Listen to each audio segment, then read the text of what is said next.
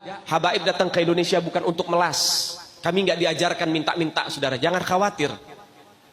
Habaib datang ke Indonesia bukan untuk meraup daripada harta, enggak. Kami tidak mencari jabatan, enggak. Kenapa? Itu bukan didikan dari keluarga kami. Didikan keluarga kami, lihat bagaimana Al-Habib Salim bin Ahmad bin Jindan, saya punya kakek, keluar masuk penjara. Kenapa bisa keluar masuk penjara? Membakar semangat perjuangan masyarakat Indonesia untuk merebut kemerdekaan, saudara.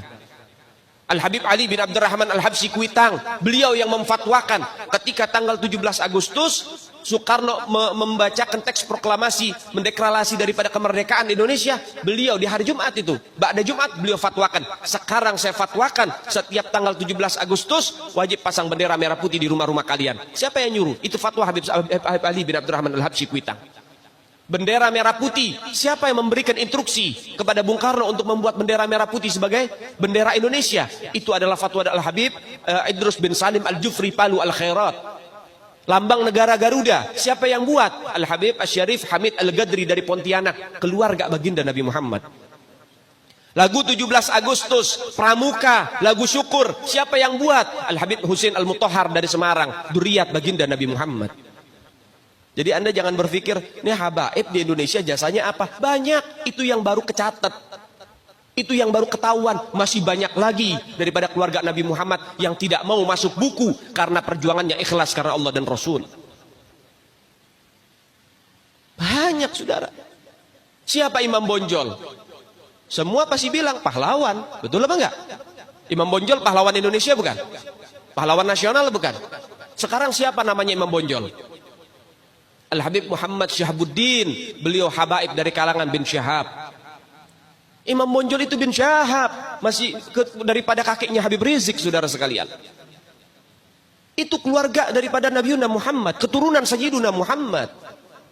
Banyak lagi dari kalangan para dzurriyyat Nabiuna Muhammad SAW yang jasanya besar di Indonesia, tapi kita nggak ada yang tahu. Kenapa? Karena itu kami nggak cari popularitas, kami nggak cari madah pujian, kami nggak cari tempat kedudukan, yang kami cari ridho Allah dan Rasulnya. Sehingga hal ini perlu diungkap, saudara sekalian. Bagaimana keluarga Nabi Muhammad jasanya besar, dan umat ini harus dihubungkan kembali dan dieratkan kembali kepada keluarga baginda Nabi Muhammad. Ini akhir zaman, kita semua melihat kok bagaimana gencar-gencarnya di media sosial apa upaya untuk supaya memisahkan umat Islam dengan keluarga baginda Nabi Muhammad. Upaya keras supaya habaib dibenci ada di Indonesia. Mulai Habib dengan kiai diadu, Habib dengan ustadz diadu. Mulai ada hal-hal semacam itu. Apa? Dendam politik, saudara. Gak keluar dari situ. Karena dendamnya kepada Habib Rizik sehingga akhirnya demikian. Habib Rizik itu siapa? Keluarga Nabi Muhammad, keturunan Nabi Muhammad, cucunya Nabi Muhammad. Beliau bukan penjahat kok, bukan koruptor. Beliau nggak pernah bawa lari uang rakyat. Beliau nggak pernah ngerugiin negara. Beliau tidak pernah mencemarkan nama baik negara. Beliau itu bukan penjahat, saudara. Bukan penjahat. Apa masalahnya dia?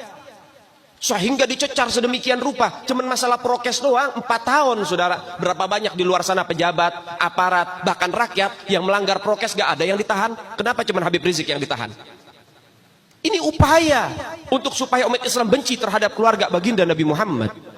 Hati-hati, saudara sekalian. Nabi bilang, man mata ala bugdi ahlul bait mata yahudian atau nasranian. Siapa orang yang mati membawa benci kepada keluarga baginda Nabi Muhammad, dipastikan mati dalam keadaan Yahudi ataupun Nasrani, atau dalam bahasa daripada sederhananya mati dalam keadaan murtad. Sahabat tanya, wa in sama wa shalla ya Rasulullah, walaupun orang itu puasa, walaupun orang itu sholat, apa tetap hitung mati murtad? Apa kata Nabi? Wa in shamma wa shalla, walaupun orang itu puasa, walaupun orang itu sholat, kalau dia mati bawa benci kepada keluarga Nabi Muhammad, dipastikan mati dalam keadaan murtad. Ini Nabi yang punya mau, bukan kita habaib. Dan seharusnya yang membahas masalah fadailul ahlul bait, keutamaan para habaib, bukan dari mulut saya, bukan dari mulut Habib Khalid, wala Habib yang lain, bukan. Tapi daripada mulut para guru-guru kita. Mereka yang lebih punya kewajiban untuk membahas masalah ini ke umat, saudara. Kenapa? Supaya tidak ada fitnah. Kalau saya yang bicara begini, akan ada pertanyaan. Itu maunya Habib. Itu maunya dia. Itu mah dalil buat-buatan dia. Terserah Anda.